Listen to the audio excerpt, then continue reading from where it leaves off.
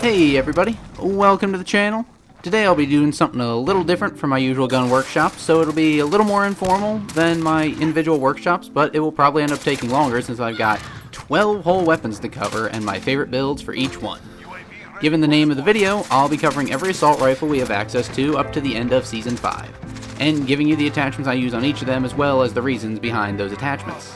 Keep in mind, these builds may not be the best for you, but they are what I use whenever I use these weapons for shits and giggles, so sometimes I just like to have fun with stupid or odd builds. I may be taking a break from the gun workshops just a little bit in the future to put out some videos of different games, but I will be returning to them shortly. So if you want to suggest an SMG to do that I haven't already done, feel free to suggest it.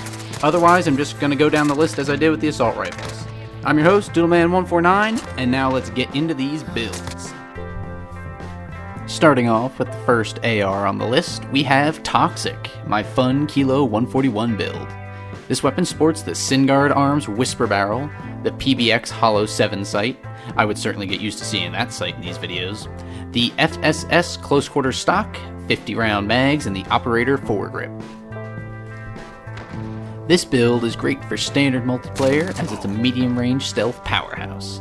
The Whisper Barrel is great for keeping us off the radar and for slightly extending our range. The PBX Hollow 7 sight is my favorite hollow sight by far, and I like it zooms in slightly more than the reflex sight, so it gives me a little more visual range to engage enemies with. Plus, I recently unlocked the blue dot reticle for it, so it has really clear sight picture too.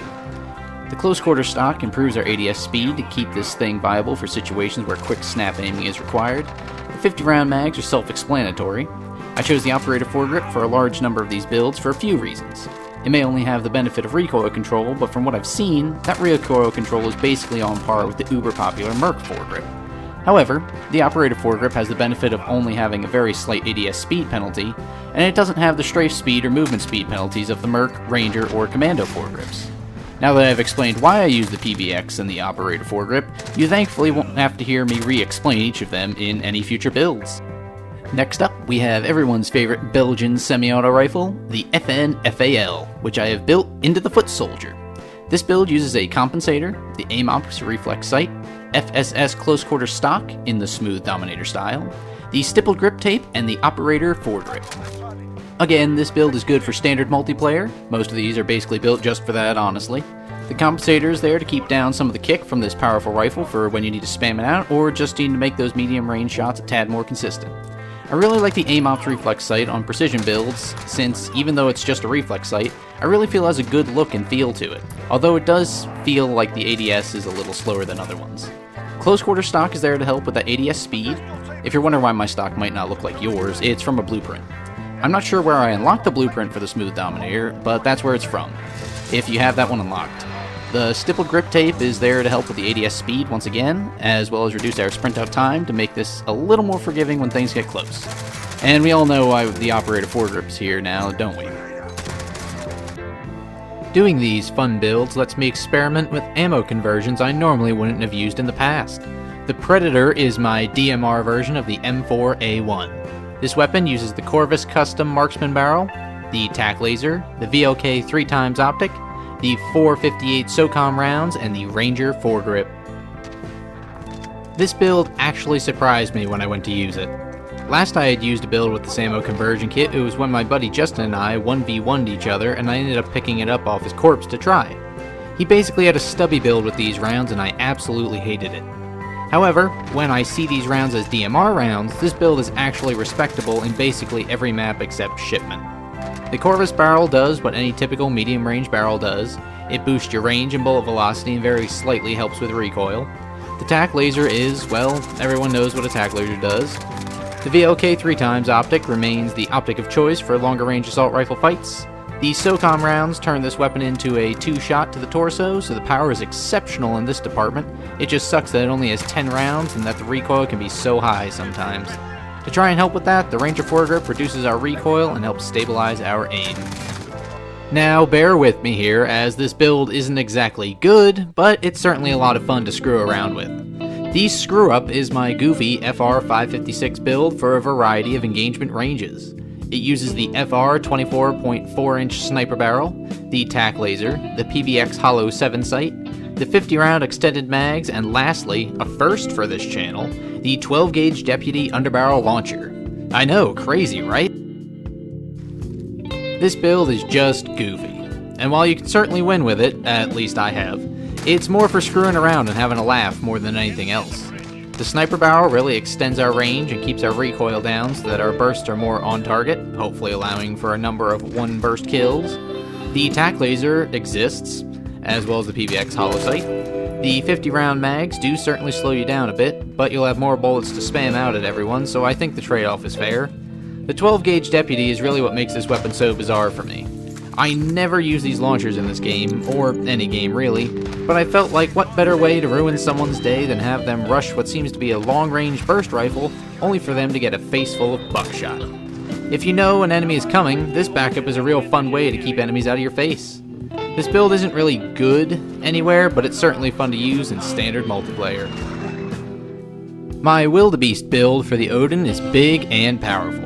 It uses the ridiculously oversized Colossus Suppressor, the TAC Laser, the PBX Sight, the FTAC XL Elite Comb Stock, and the Operator Foregrip. The Colossus Suppressor, which I covered in detail in my Odin Gun Workshop video, basically drastically reduces recoil, greatly extends the effective range of the weapon, and suppresses it while sacrificing a good bit of handling. The TAC Laser makes up for this deficiency, along with the FTAC XL Comb Stock, which boosts ADS speed.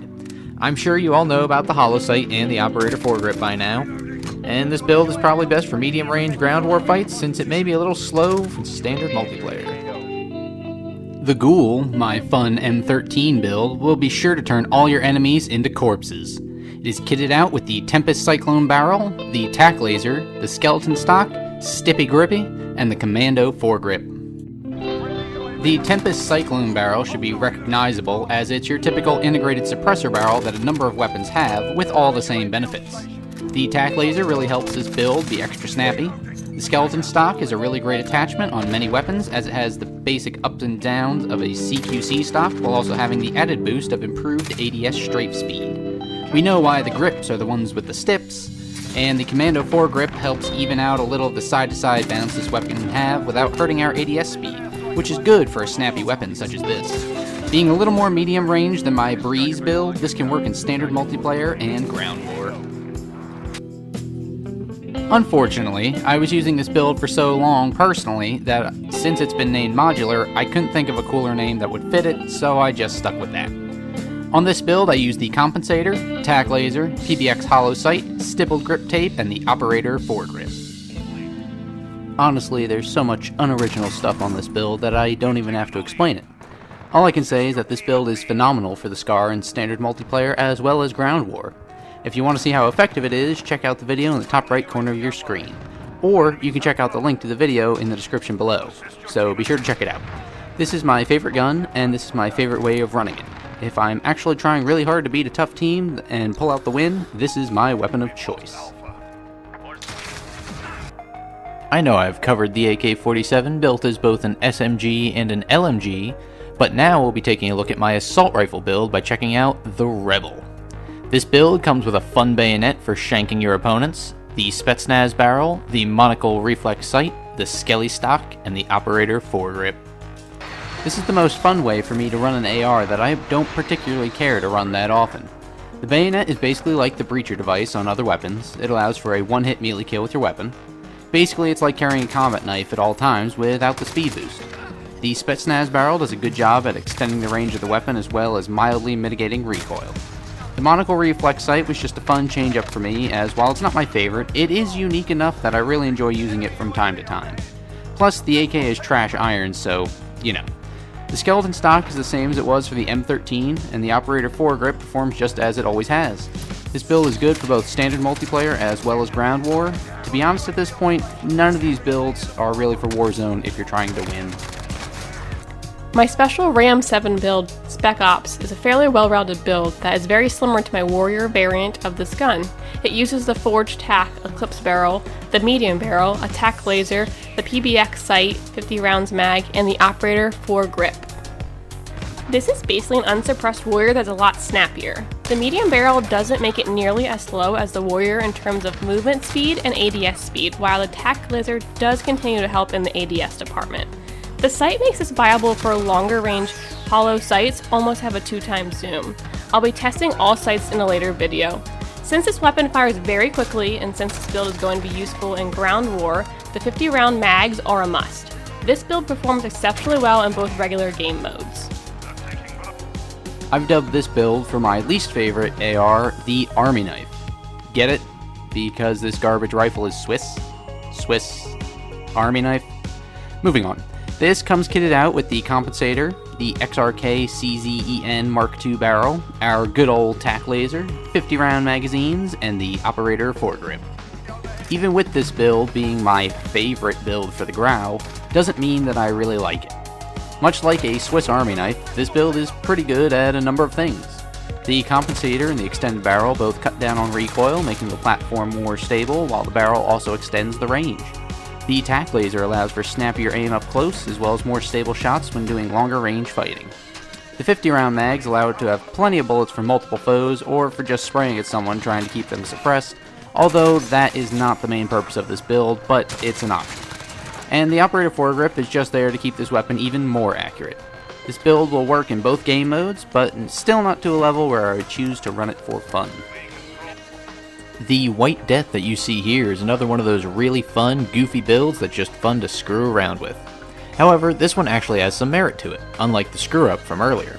This is mostly because the CR56 AMAX is actually a good weapon by itself, while the FR556 is not.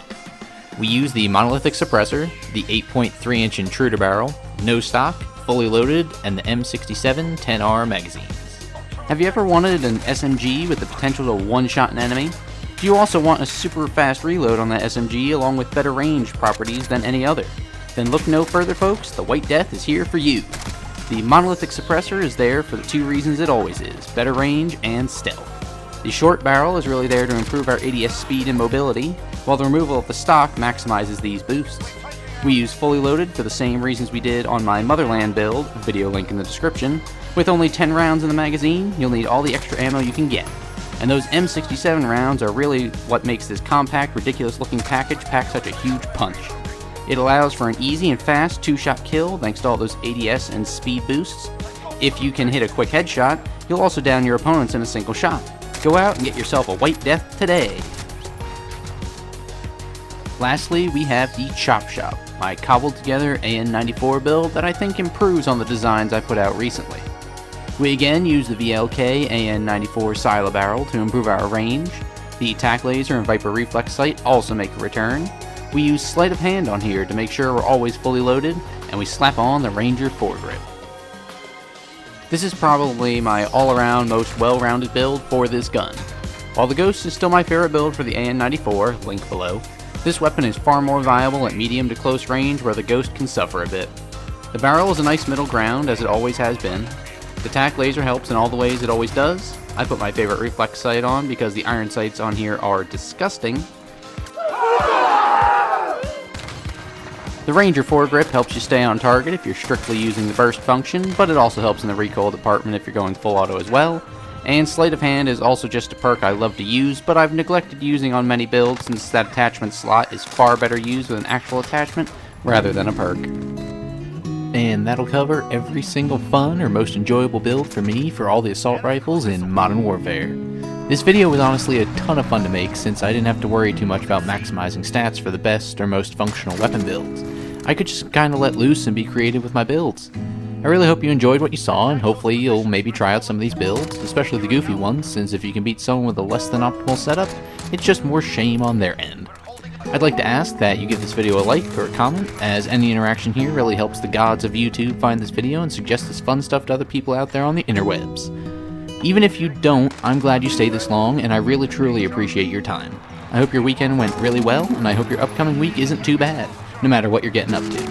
This has been Doodleman149. I need to get back to my real life now, so I look forward to seeing you again, and I will see you later.